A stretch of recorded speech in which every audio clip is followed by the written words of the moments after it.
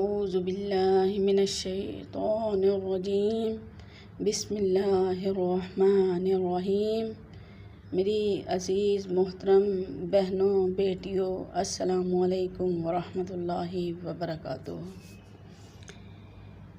جیسا کہ ہم نے کل سورہ فاتحہ کے آیت نمبر 1 الحمدللہ رب العالمین کا لفظی ترجمہ، بامحاورہ ترجمہ اور اس کی تفسیر پڑھی، جس میں ہم نے اللہ رب العزت کی حمد و ثنا بیان کرنے کی فضیلت، عالمین کی وضاحت، حمد کا شرعی معنی اور اللہ کے نور کے بارے میں پڑھا۔ آج کا سبق ہم شروع کرتے ہیں۔ بسم اللہ الرحمن الرحیم۔ الرحمن بہت مہربان ہے، الرحیم رحمت والا ہے۔ الرحمن نہایت مہربان، بہت مہربان، الرحیم رحمت والا۔ رحمان اور رحیم اللہ تعالیٰ کے دو صفاتی نام ہیں۔ رحمان کا معنی ہے نعمتیں عطا کرنے والی وہ ذات جو بہت زیادہ مہربانی فرمائے، اور رحیم کا معنی ہے بہت رحم فرمانے والا۔ یاد رہے کہ حقیقی طور پر نعمت عطا فرمانے والی ذات اللہ تعالیٰ کی ہے، کہ وہی تنہا ذات ہے جو اپنے رحمت کا بدلہ طلب نہیں فرماتی۔ یعنی دنیا میں ہم پہ کوئی احسان کرے تو کہتا ہے کہ میں نے تم پہ فلاں وقت میں فلاں احسان کیا، مجھے اس کا بدلہ دو۔ لیکن اللہ رب العزت ہی وہ ذات ہے جو دن رات ہمیں اپنی نعمتیں عطا فرما رہا ہے، لیکن وہ اپنی نعمتوں کا، اپنی رحمتوں کا بدلہ طلب نہیں فرماتا۔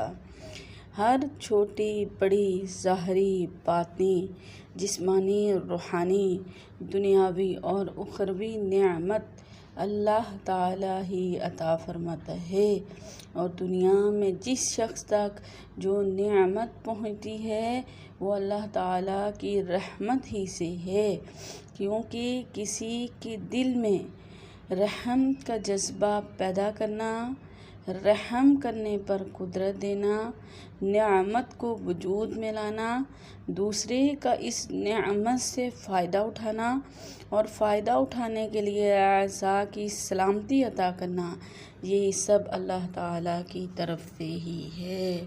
سبحان اللہ۔ تو میری پیاری عزیز بہنوں، ہمیں اس آیت مبارکہ سے پتہ چلا کہ اللہ بہت مہربان ہے اور بہت رحمت والا ہے۔ اب یہ ہے کہ ہمیں اللہ کی وسیع رحمت دیکھ کر گناہوں پر بے باک نہیں ہونا چاہیے۔ ابو عبداللہ محمد بن احمد قرطبی رحمۃ اللہ رب العالمین کے بعد اپنے دو اوصاف رحمان اور رحیم بیان فرمائے۔ اس کی وجہ یہ ہے کہ جب اللہ تعالیٰ نے فرمایا کہ وہ رب العالمین ہے، تو اس سے سننے اور پڑھنے والے کے دل میں اللہ تعالیٰ کی عظمت کی وجہ سے اس کا خوف پیدا ہوا، تو اس کے ساتھ ہی اللہ تعالیٰ کے دو اوصاف رحمان اور رحیم ذکر کر دیے گئے۔ ان کے ضمن میں اللہ تعالیٰ کی اطاعت کرنے کی ترغیب ہے۔ یوں ترہیب اور ترغیب دونوں کا بیان ہو گیا، تاکہ بندہ اللہ تعالیٰ کی اطاعت کرنے کی طرف اچھی طرح راغب ہو اور اس کی نافرمانی کرنے سے رکنے کی خوب کوشش کرے۔ قرآن مجید اور مقامات پر اللہ تعالیٰ کی رحمت اور اس کے عذاب دونوں کو واضح طور پر ایک ساتھ ذکر کیا گیا۔ اللہ تعالیٰ ارشاد فرماتا ہے، نبئ عبادی، خبر دے دیجئے میرے بندوں کو، انی کہ بے شک میں انا الغفور الرحیم بخشنے والا ہوں، رحم فرمانے والا ہوں، وَأَنَّا اور بے شک عذابی میرا عذاب هو العذاب العلیم دردناک عذاب ہے، بے شک میرا ہی عذاب دردناک عذاب ہے۔ اس حضرت ابو ہریرہ رضی اللہ تعالی عنہ سے روایت ہے، رسول کریم صلی اللہ علیہ وآلہ وسلم نے ارشاد فرمایا، اگر مومن جان لیتا کہ اللہ تعالیٰ کے پاس کتنا عذاب ہے تو کوئی بھی اس کی جنت کی امید نہ رکھتا، اور اگر کافر جان لیتا کہ اللہ تعالیٰ کے پاس کتنی رحمت ہے تو کوئی بھی اس کی جنت سے نا امید نہ ہوتا۔ لہٰذا ہر مسلمان کو چاہیے کہ وہ امید اور خوف کے درمیان رہے اور اللہ تعالیٰ کی رحمت کی وسعت دیکھ کر گناہوں پر بے باک نہ ہو، اور نہ ہی اللہ تعالیٰ کے عذاب کی شدت دیکھ کر اس کی رحمت سے مایوس ہو۔ یعنی اللہ تعالیٰ بہت مہربان ہے، بہت رحیم ہے، جیسے وہ غفور الرحیم ہے، غفار ہے، اس طرح وہ قہار بھی ہے۔ اللہ کی رحمت کی امید بھی رکھنی چاہیے اور اس کی پکڑ سے بے خوف اور بے باک بھی نہیں ہونا چاہیے۔ جی، آج کی سبق میں ہم نے پڑھا کہ اللہ رحمان اور رحیم ہے۔ کسی اور کو رحمان اور رحیم کہنے کے بارے میں شرعی حکم، اللہ تعالیٰ کے علاوہ کسی اور کو رحمان کہنا جائز نہیں، جبکہ رحیم کہا جا سکتا ہے، جیسا کہ قرآن مجید میں اللہ تعالیٰ نے اپنے حبیب صلی اللہ تعالیٰ علیہ وآلہ وسلم کو بھی رحیم فرمایا۔ ارشاد باری تعالیٰ ہے، لقد جاءکم، البتہ آئے تمہارے پاس، رسول تمہارے پاس تشریف لائے، عظیم رسول، من انفسکم جو تم میں سے ہی ہے، بے شک تمہارے پاس تم میں سے عظیم رسول تشریف لے آئے، عزیز گراں ہے، علیہ اس پر، ما عنتم تمہارا مشقت میں پڑنا، جن پر تمہارا مشقت میں پڑنا بہت بھاری گزرتا ہے، حریص علیکم وہ تمہاری بھلائی چاہنے والے ہیں، بالمؤمنین مومنین پر، رعوف شفیق ہیں، مہربان ہیں، رحیم رحم کرنے والے ہیں۔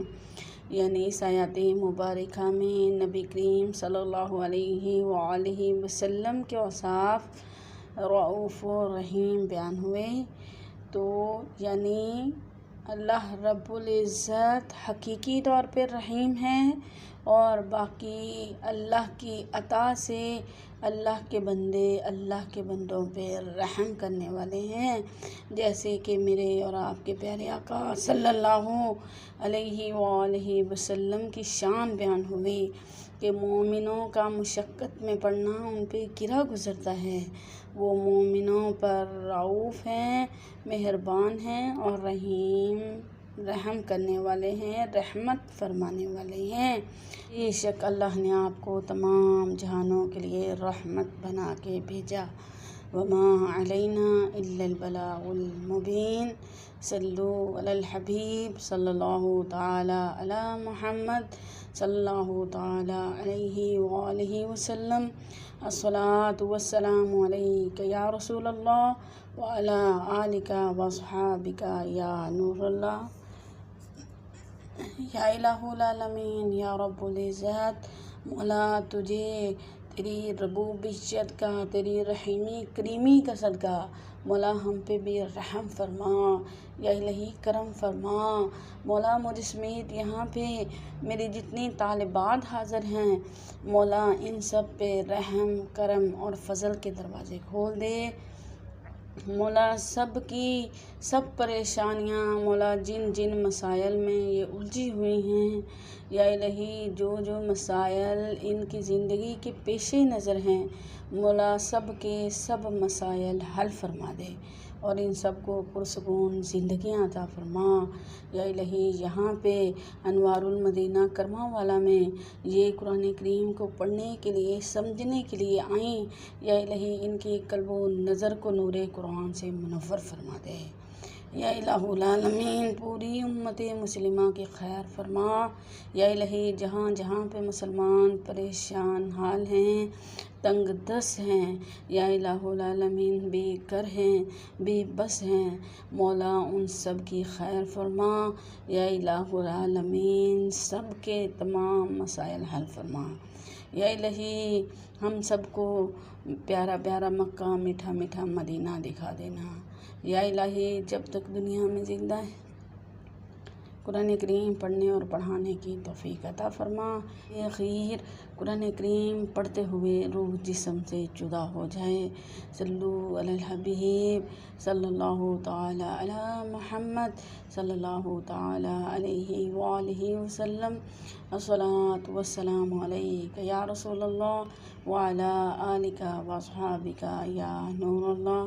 دی میری انگن پیار بھری دعاؤں کے ساتھ اللہ حافظ، فی امان اللہ۔